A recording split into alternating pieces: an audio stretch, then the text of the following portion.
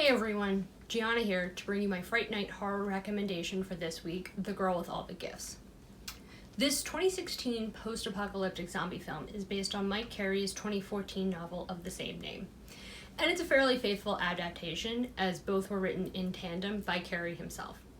The movie was directed by Cole McCarthy, who has worked on several television series, most interesting Black Mirror. So the dystopian future heavily comes across in both the themes and visuals of the movie. In The Girl with All the Gifts, the human race is infected by a parasitic fungus transmitted by bodily fluids. Once infected, people turn into hungries, fast, ragey flesh eaters, similar to the 28 Days Later type. Which makes sense, as the story is also British in origin.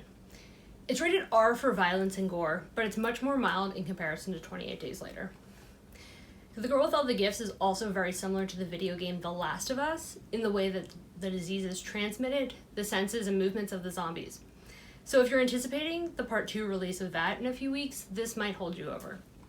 Now, I'm sure you're thinking maybe one of two things. Either 2020 is a little bit too close to home to watch a movie about a pandemic resulting in the end of humanity, or it's 2020, I've seen so many zombie movies, how is this one different? Well, I can't do anything about one. But what makes Girl with All the Gifts different from The Horde is its perspective.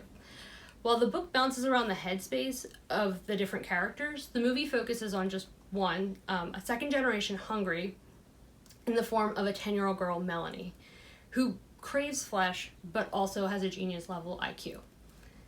Having lived essentially in a prison her whole life, Melanie is forced into the outside world of the collapsed civilization when the laboratory base is overrun by lesser intelligent hungries.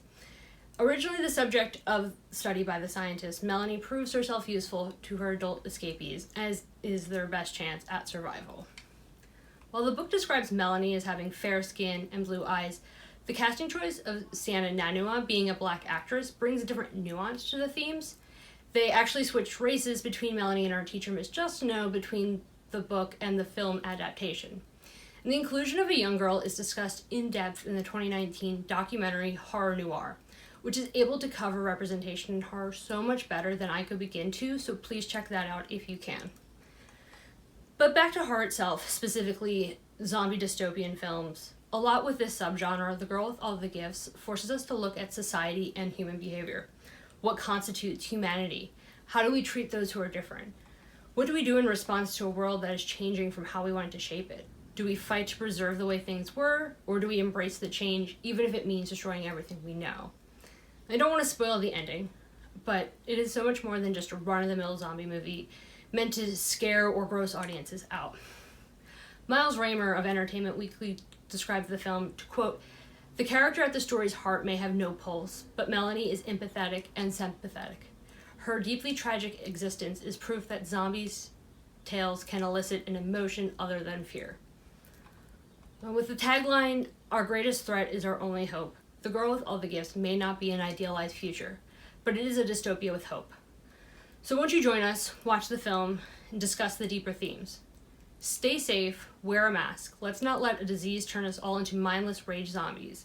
With empathy and sympathy, we can be a part of a better future.